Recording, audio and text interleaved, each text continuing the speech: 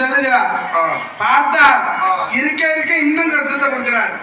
இன்னும் கஷ்டத்தை கொடுக்கிறாரு. பெண்ணே அவர்கள் இருக்கக்கூடிய இடத்திலே நான் சென்றால் என்ன சொல்லுவார்கள்?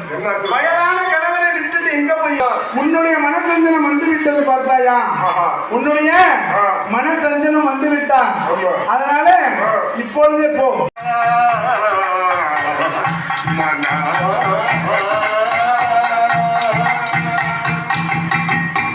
அப்படி தலையில சுமந்து செல்லுகிறார். பார்த்தால் இருக்க இருக்க இன்னும் கஷ்டத்தை கொடுக்கிறார். இன்னும் கஷ்டத்தை கொடுக்கிறாரு. பெண்ணே இருந்தால் பொழுது விடியவே கூடாது, பொழுது விடிய கூடாது அப்படின்னு சொன்ன உடனே அங்க என்னென்ன நடக்குதுன்னு சொல்ல அவமானப்படுத்தினா அவனுக்கு செய்யக்கூடிய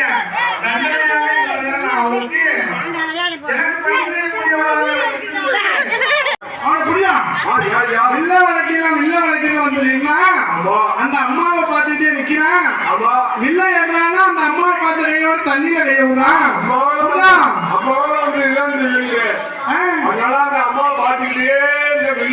அந்த அம்மா பார்த்து கொண்டே இருக்கிறார்கள். இவன் போறான். இப்ப வில்ல வில்ல அங்க இருக்கு பார்க்கிறார். அப்ப போய் இந்த வில்லை தொடுவோம் என்று தொட்டு பார்க்கிறான். தூக்கி பார்க்கிறான். முடியவில்லை. தூக்கவும் முடியவில்லை. சாய்க்கவும் முடியவில்லை. கொத்தென்று கீழே பார்த்தா பிடிச்சு ஒரு சவுக்கடி அடி. அவன் என்ன நினைச்சா அந்த அம்மா அங்க போய் நின்னாலும் அந்த அம்மா பார்க்கலாம் அப்படிங்கிற எண்ணத்துல போய் அங்க நின்னான். உடனே பார்த்தான். வெள்ள வளைக்கிறதுல இவன் வந்து வில்ல வளைக்கிறது வில்ல தோறான். போட்டு 100 சவுக்கடி அடிக்கிறான். அம்மா போட்டு வில்ல எங்க வளைக்கிறது அப்படின்னு இன்னொருத்தர் வளைக்கிறான். இந்த வில்லை நான் வளைக்கிறேன் பா, இந்த வில்லை நான் வளைக்கிறேன் பா,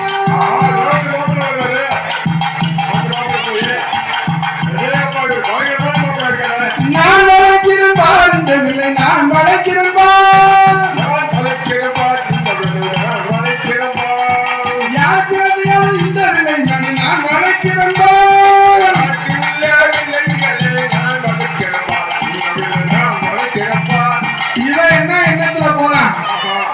இந்த அம்மாவை பார்க்கணுங்கிற எண்ணத்துல இவன் போகல. இந்த வில்ல வளர்த்துட்டு நமக்கு ஒண்டியா இருக்கும். இந்த அம்மா திருமணம் செஞ்சா பார்ப்போம், இல்லன்னா எதுவும் பொண்ணு பொருள் வாங்கிட்டு நம்ம பக்கம் ஓடிடுவோம் அப்படின்னு போறான். அவன் அங்க போய் இந்த வில்லை நான் வளர்க்கிறேன், இந்த வில்லை நான் வளர்க்கிறேன், நாடிய கூட்டிட்டு நான் இருக்கிறேன், நான் வளர்க்கிறேன், இந்த வில்லை நான் வளர்க்கிறேன்,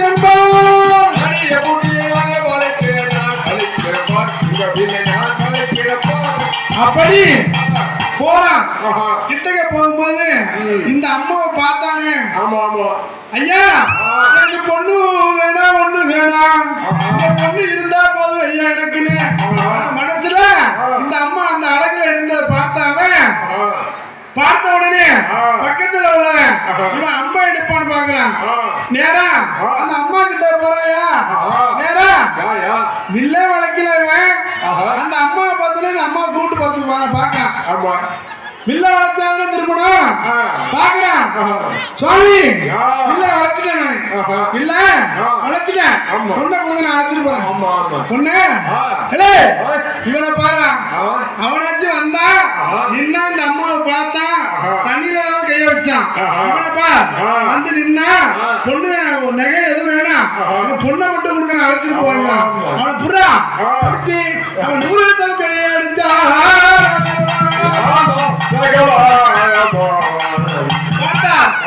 சவுக்கடி அடித்தா. இன்னொரு மன்னன் அங்க வரா. அவன் இந்த அம்மா கோலத்துல இருந்தாங்களே, அவன் அந்த அம்மாவுக்கு நேராவே உட்காரணும்னு 8 அடி பாக்குறான். நம்ம ஒரு தடவை பார்த்து நினைச்சு போயிடுவோம். வில்ல வளைச்சிட்டு பார்த்துட்டு கையோட நம்ம தான் வில்ல வளைக்கிறோம் அப்படிங்கிற ஒரு எண்ணத்துல இருக்கான். அவன்கிட்ட வில்ல கொடுக்குறான் கையில.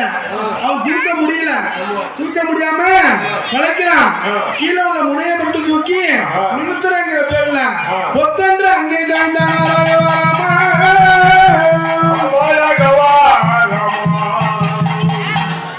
பார்த்தா பார்த்தா தெரியாது. மாமா நம்ம எதுக்கு வந்திருக்கோம்? நம்ம எதுக்கு வந்திருக்கோம்? இந்த வில்ல நம்ம வளைக்க முடியாதா? மறுமேனே நம்ம வந்தோமா, ஏதோ வந்த கூட்டமா உட்கார்ந்து இருந்தியா, பார்த்தோமா, போயிடுவா. இருந்தாலும் மாமா அந்த பொண்ணையாவது ஒரு 2 பார்த்து வந்துடுறேனே. பொண்ணையாவது யோ, நீ அந்த பொண்ணை பார்க்க போன, அவன் பிடிச்சா என்ன சொல்றான் பாத்தியா? பொண்ணை பார்க்க போன அந்த வில்ல தொட்டா நீ சவுக்கடிக்கிறான். இது என்ன புக்க முடிக்கிறாரு பார்த்தா. அப்பொழுது அந்த பொண்ணையாவது நான் பார்த்து வந்துடுறேன்மா. பார்த்துட்டு வில்ல முடிஞ்சா வளைக்கிறேன், அந்த பொண்ணை பார்த்துட்டு வந்துடுறேன்னு அந்த துரியோதனன் போறான்.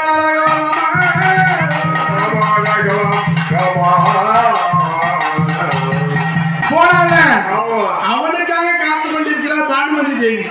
துரியோதனோட மனைவி பேரு பானுமதி, பெருந்துருவை என்று சொல்லுவார்கள். அவள் மனதிலே அவனுக்கு நினைவுக்கு வருகிறார். துரியோதன மனதிலே நினைவுக்கு வருகிறார். நம்ம நம்பி ஒரு பெருந்துருவை பெண் இருக்கிறார். பெருந்துருவை பெண் இருக்கிறார். இருந்தாலும் வந்துட்டோம். நம்ம எத்தனை பெரிய அரச மன்னர், நம்ம போய் இந்த வில்ல வளைக்கலன்னு சொன்னா நமக்கு அவமானமா போயிருமேன்னு அவன் பாக்குறான். அந்த வில்லை நான் வளைக்கிறேன், இந்த வில்லை நான் வளைக்கிறேன், நானே போட்டியில் நானே திரும்பி நான் வளைக்கிறேன், இந்த வில்லை நான் வளைக்கிறேன்.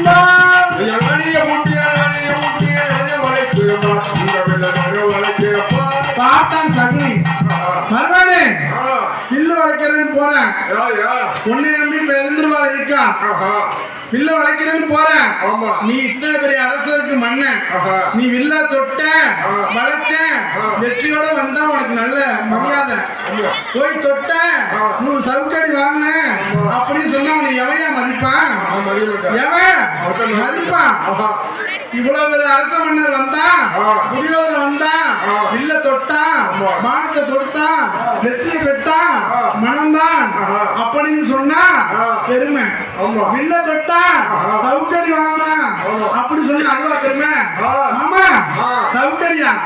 சவுக்கடி அடிக்கிற அளவுக்கு நான் விட்டுருவேனா? வில்ல நான் தொடுற பாருங்கன்னு தொட்டா பாருங்க, அவனுக்கு அங்க இருக்குன்னு தலை சுட்டுதான்.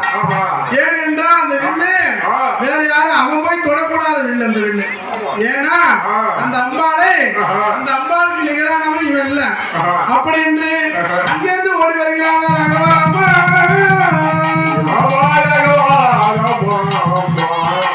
அடுத்தது பார்த்தா சபி மறுமேனே, நான் தான் சொன்னேனே போகாத, இத்தனை தேசத்து மன்னர் இருக்கார்கள், நீ போய் வில்ல வளைக்கிறது போகாத அப்படின்னு சொன்னான். பார்த்தா கருவில கூப்பிடுறான். ஆமா